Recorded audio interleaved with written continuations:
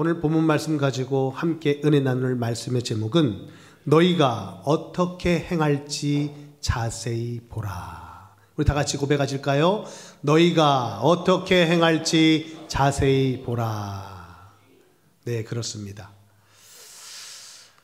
2019년 새해를 허락하신 하나님께서 1월의 주제로 은혜의 샘물, 강물 같은 역사의 주제를 허락하셨어요. 은혜의 샘물이 솟아날 것이다. 강물 같은 역사가 일어날 것이다.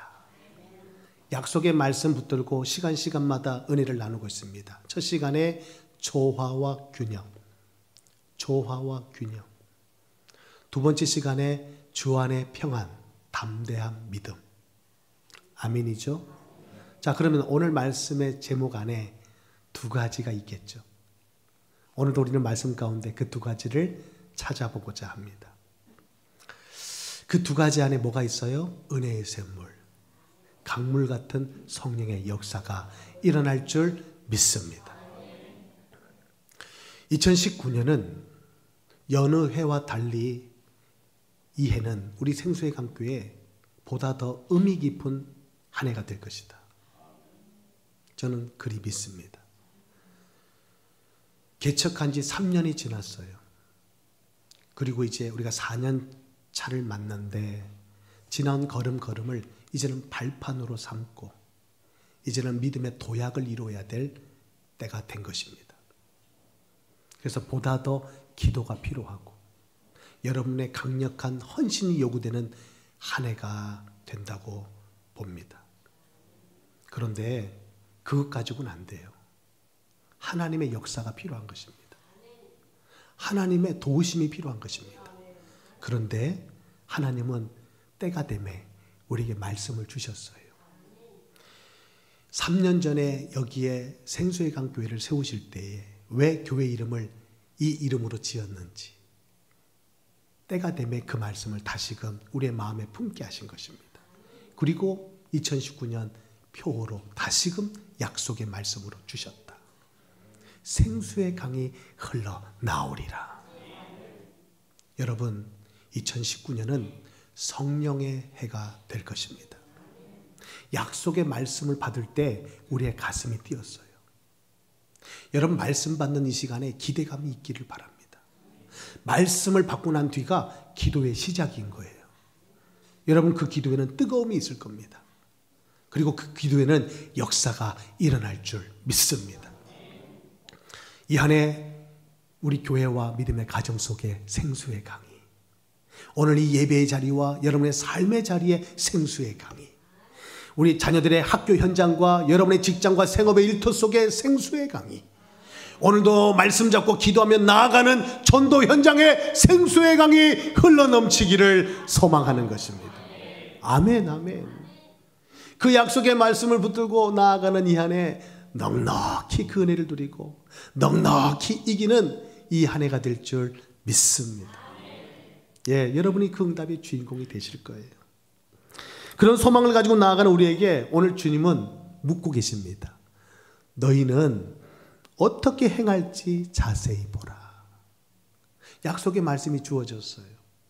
하나님의 역사에 대한 확신이 우리에게 있습니다. 소망이 있어요. 그리고 오늘 묻고 계시는 거예요. 너희가 어떻게 행할지 자세히 보라.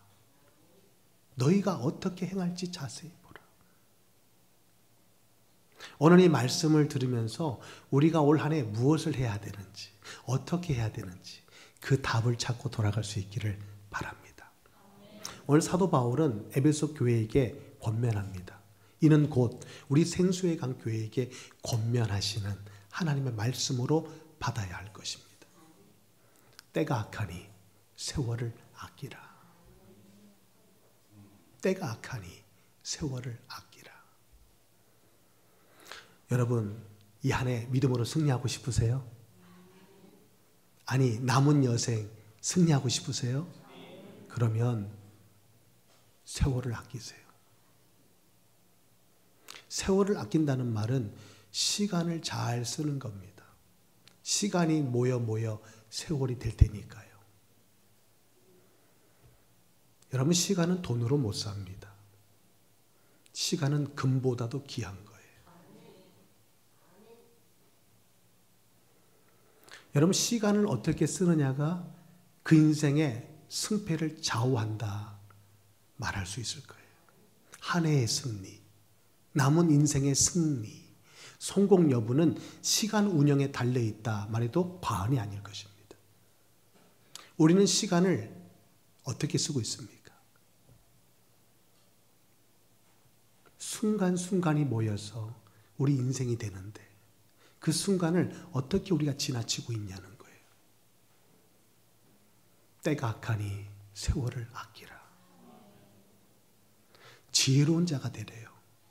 지혜 없이 행하지 말고 지혜 있게 행하라는 거예요. 그럼 어떻게 하는 것이 세월을 아끼는 지혜인가?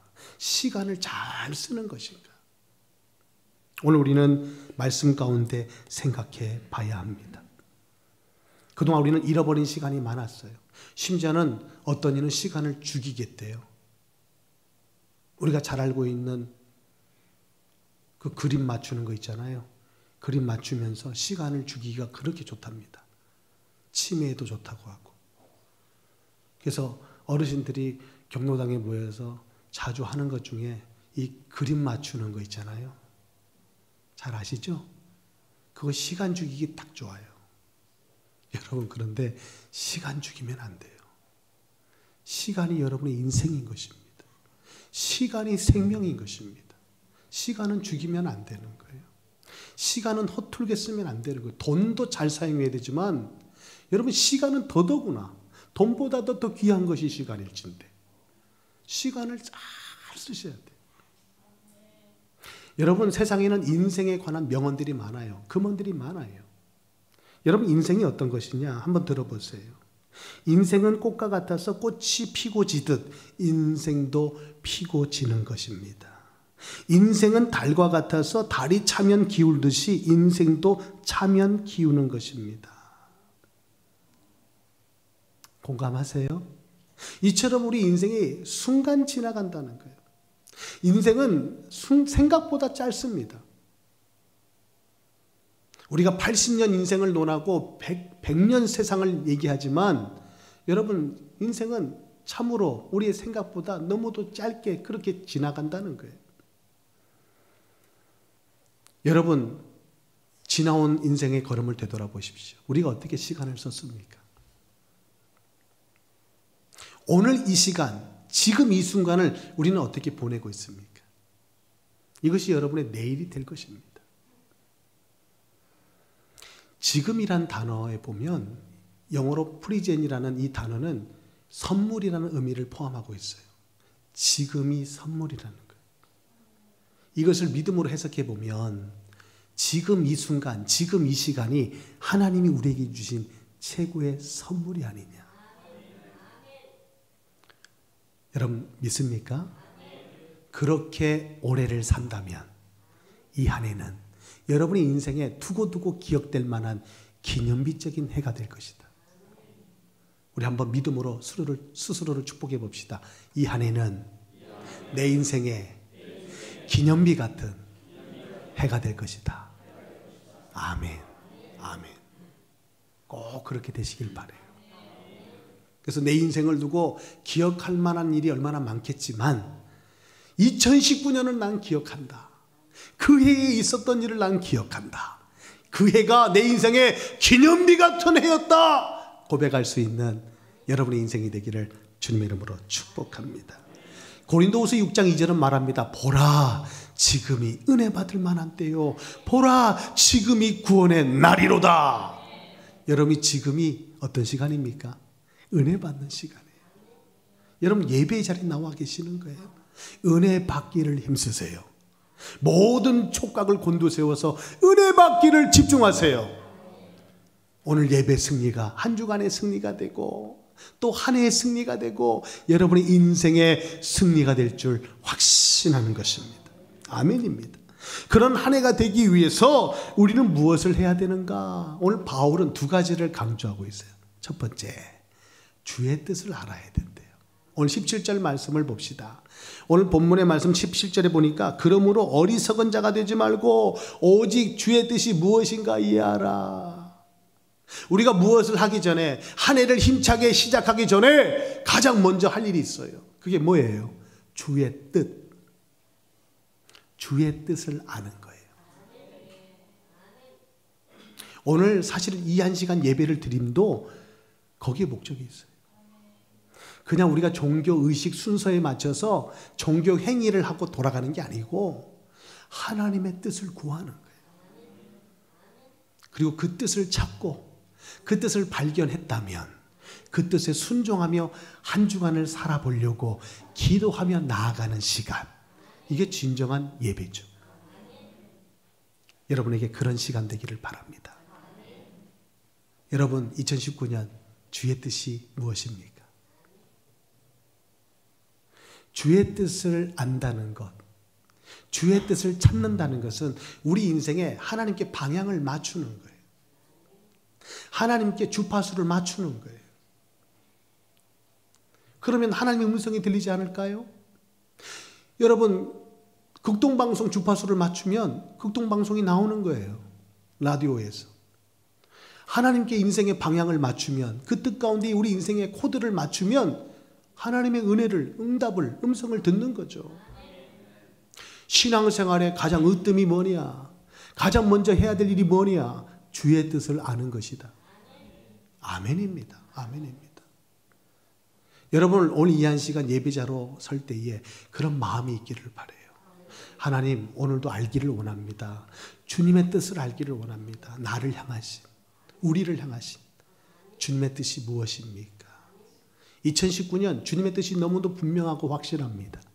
요한복음 7장 37절 39절은 우리에게 말씀해 주고 있어요.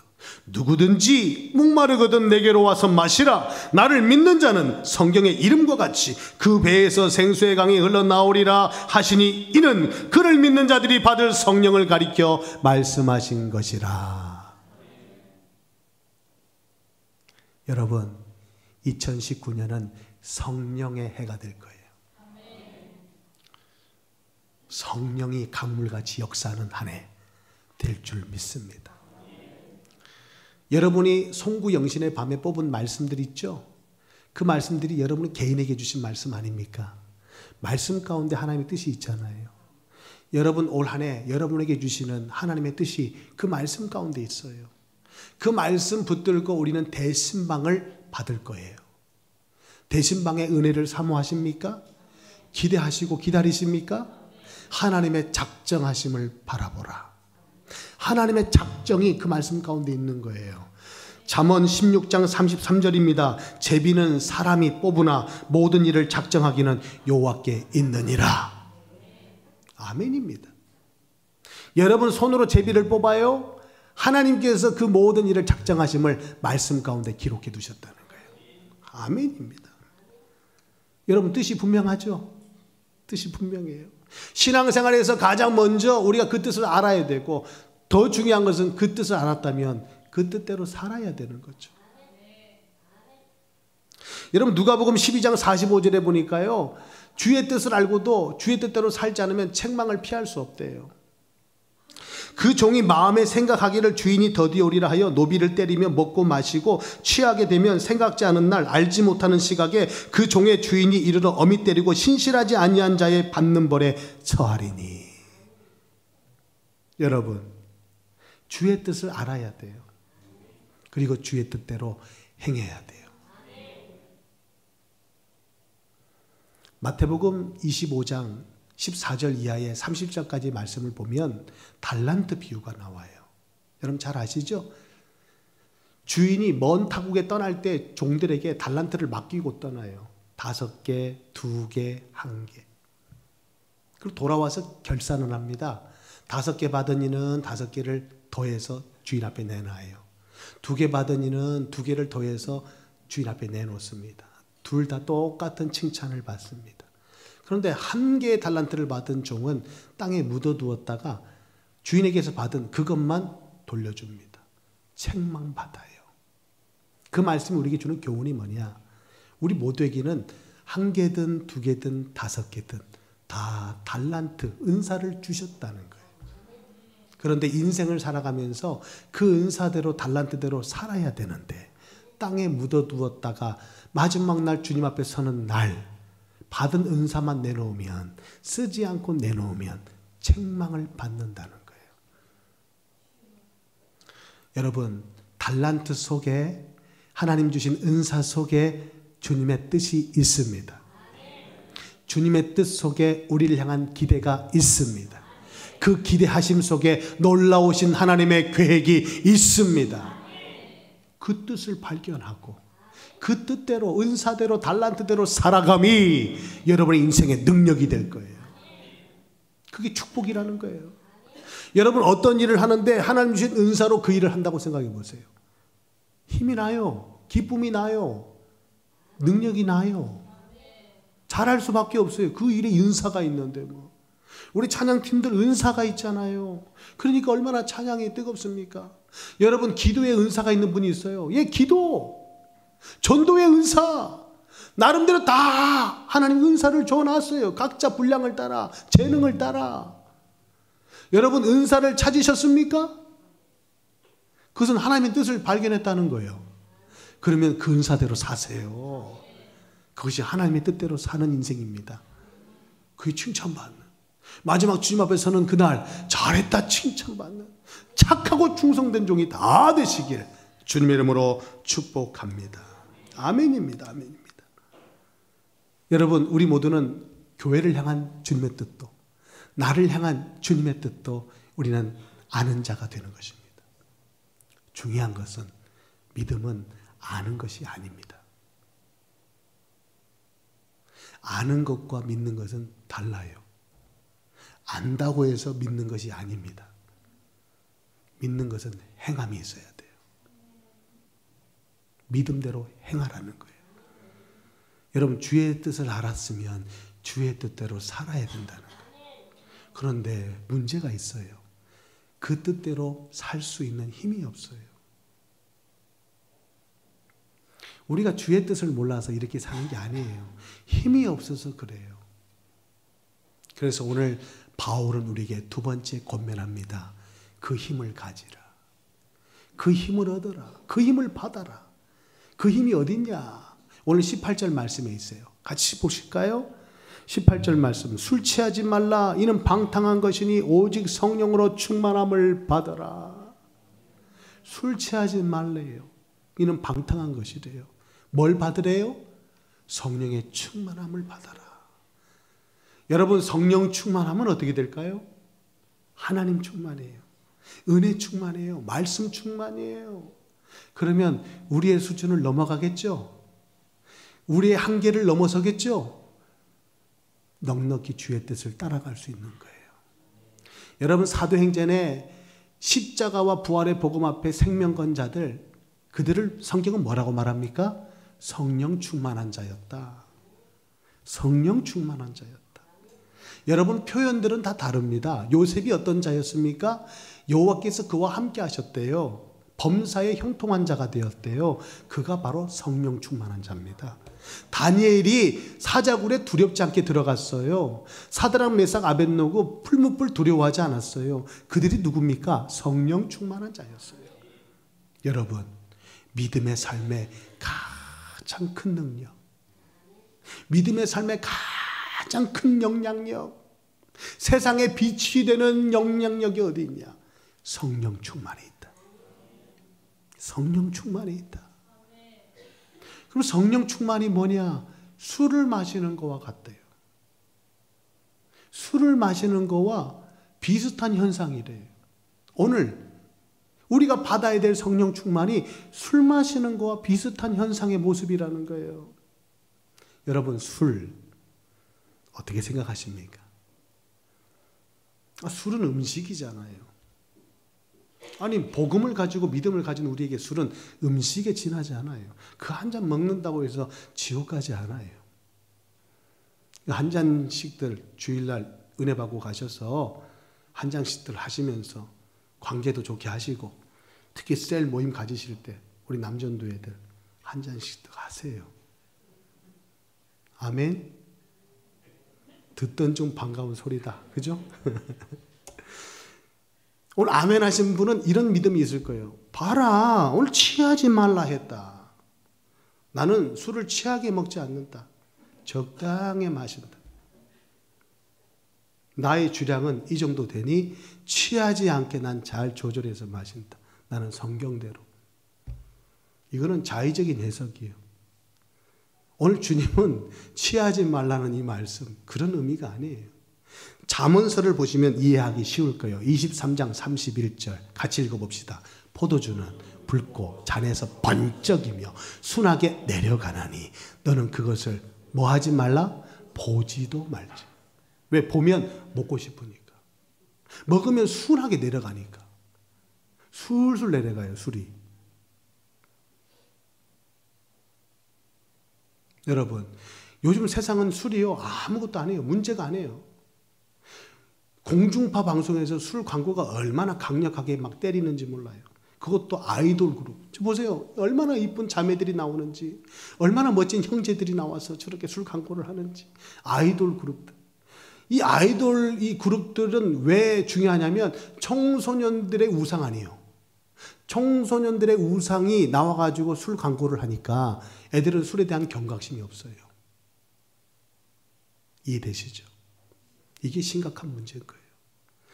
저도 생각합니다. 남자들 세계에서 술은 관계를 트는 좋은 매개체가 된다. 그런데 한 잔 술이 두 잔 됩니다. 두 잔 술이 석 잔 술, 나중에는 내가 먹는 게 아니고 술이 나를 먹어요. 맞아 하신 분들은 드셔보신 분들이에요. 여러분, 술 너무 관대합니다, 우리가. 너무 관대해요. 그런데 그것이 틈이 돼요. 틈이 됩니다. 방탕한 것이다. 보지도 말라잖아요. 오늘 어찌합니까? 오늘 이 말씀이 너무 강력한데 애누리가 없잖아요. 양보가 없어요. 보지 말랍니다. 그래서 여러분 슈퍼를 지날 때든 마트를 지날 때든 술 코너를 지날 때 눈을 지그시 감고 주여 지나갑니다. 내 길을 인도하소서. 아멘. 그렇게 흉내라도 좀 내봅시다. 말씀이 떨어지면 흉내라도 내보는 것이 믿음의 반응 아닙니까? 예. 난 괜찮아. 무엇을 먹을지라도 해를 받지 않을 거야.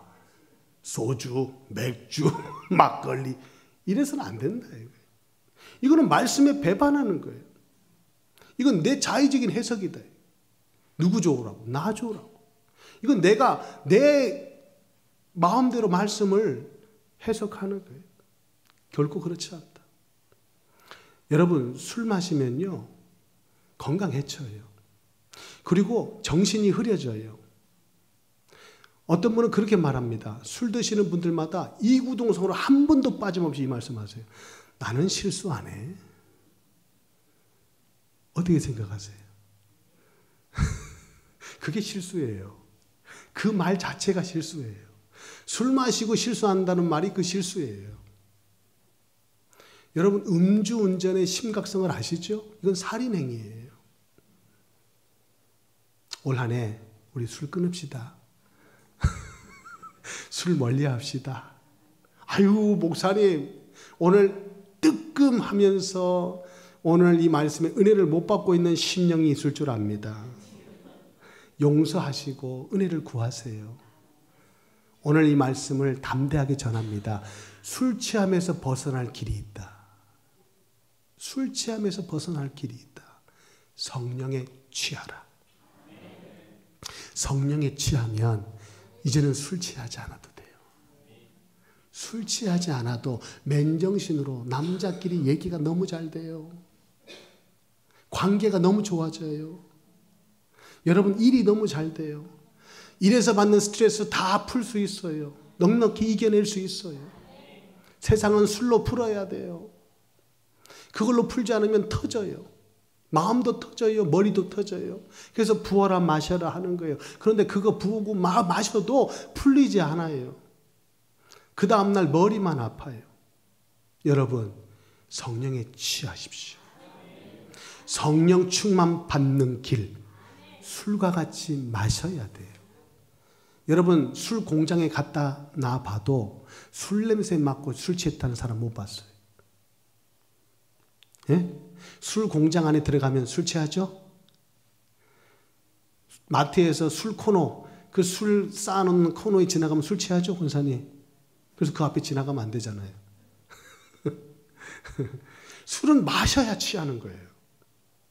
안 마셨는데 안 취하죠. 그리고 술 취하는 사람은 술 기운을 얻어요. 평상시에 그렇게 내성적인 사람도 술 먹으면 고래고래 고함친다. 그리고 평상시에 눈도 못 마주쳤던 좋아하는 여자한테 차가 작아가고 집 앞에서 막 사랑한다고 고백합니다. 그리고 그 다음날 깨가지고 막 이 뒷감당 못할 일을 이제 수습이 안 돼요. 여러분 술 먹으면 기운이 나요. 술 기운이. 여러분 이게 성령 충만하고 비슷하다니까요. 성령 충만 먹고 마시다 보면 내 안에서 충만함이 그리고 하나님의 능력이 체험된다는 거예요. 여러분 올 한 해 성령 충만하시길 바랍니다. 그럼 어떻게 되는 줄 아세요? 성령 충만하면 오늘 19절 21절 말씀처럼 돼요. 같이 한번 읽어봅시다. 19절 21절 시와 찬송과 신령한 노래들로 서로 화답하며 너희 마음으로 주께 노래하며 찬송하며 범사에 우리 주 예수 그리스도의 이름으로 항상 아버지 하나님께 감사하며 그리스도를 경외함으로 피차 복종하게 됩니다. 말씀에 복종하고 범사에 감사하고 여러분의 마음과 입술에 찬송이 넘치는 이게 진정한 신앙생활이죠. 여러분 그 은혜를 마음껏 누릴 수 있기를 바라요. 그러면 뭐 받아야 된다? 성령 충만 받아야 된다.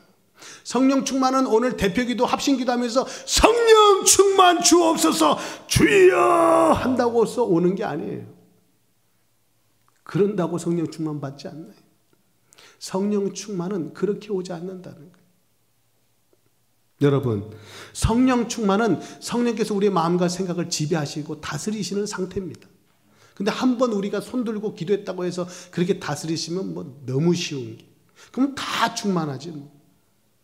오늘 교회 안의 문제, 우리 가정의 문제, 우리 인생의 문제 한마디로 결론 지으면 성령 충만하지 않는 연고입니다.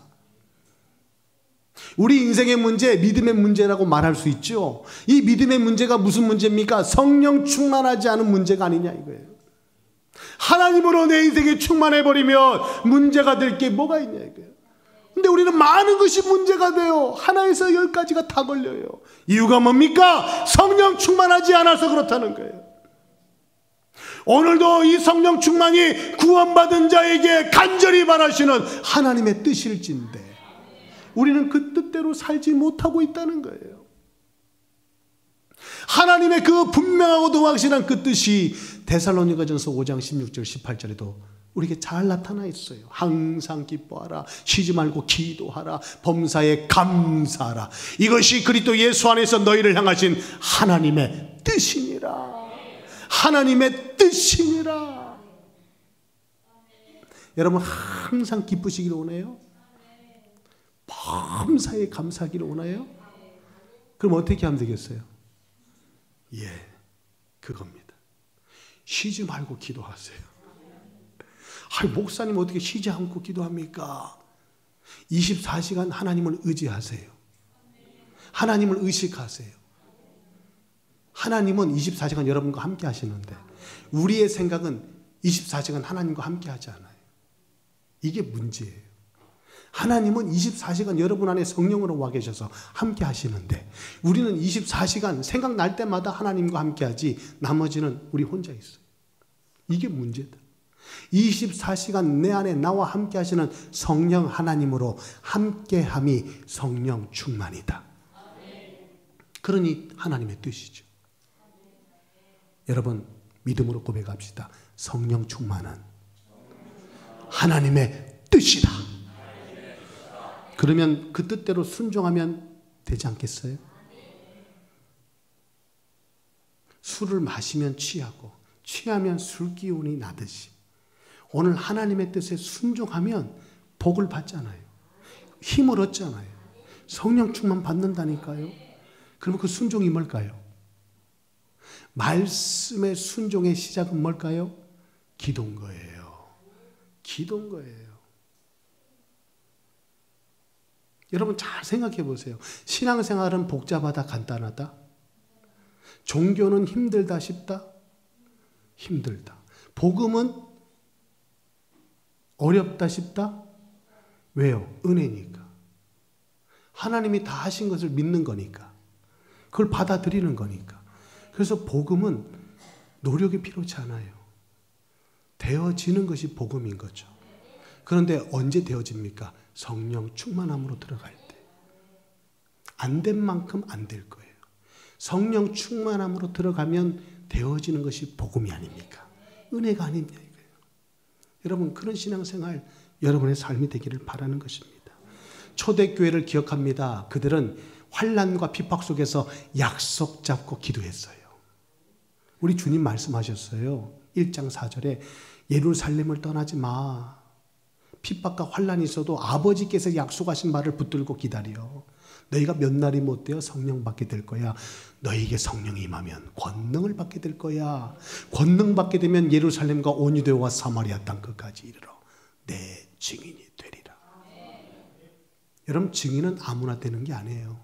성령의 권능을 받아야, 성령의 충만함을 입어야 사도행전 28장까지 일어났던 그 역사의 주역이 될 수 있는 거예요. 이게 성령 충만인 거예요. 여러분, 성령 충만 꼭 받아야 되는 거예요. 성령 충만. 여러분, 구원받을 때 성령은 우리 가운데 찾아오셨어요.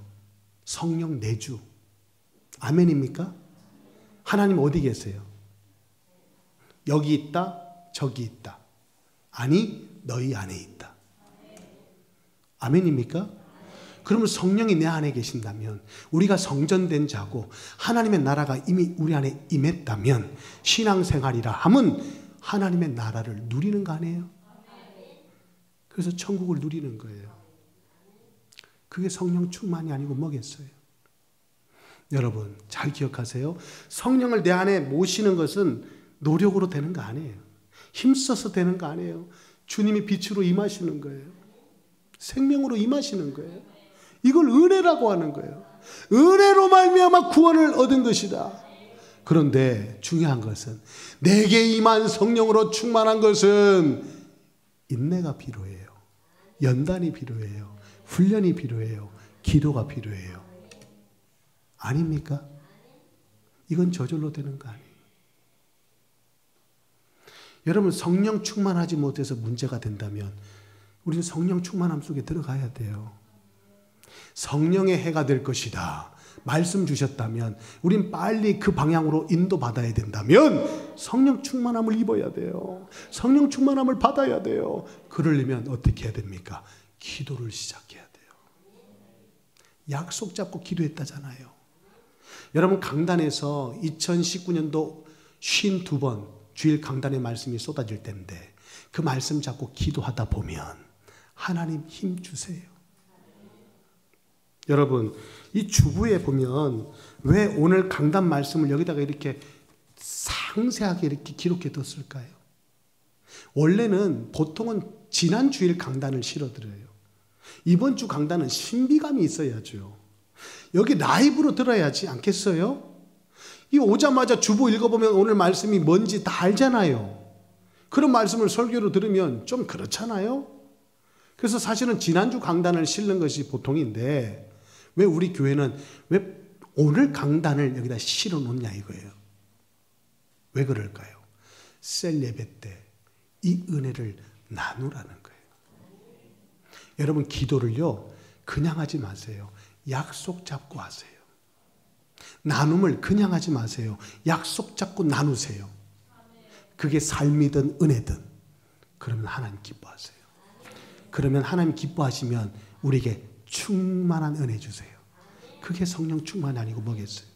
여러분, 그렇게 우리 생수회강교회가 올 한 해를 인도받아 간다면 여러분, 예배에도 충만한 은혜, 셀 예배 때도 더 충만한 은혜. 여러분, 승리하지 않고 여러분 배기지 못해요. 여러분, 날마다 승리하는 한 해가 될 줄 믿습니다.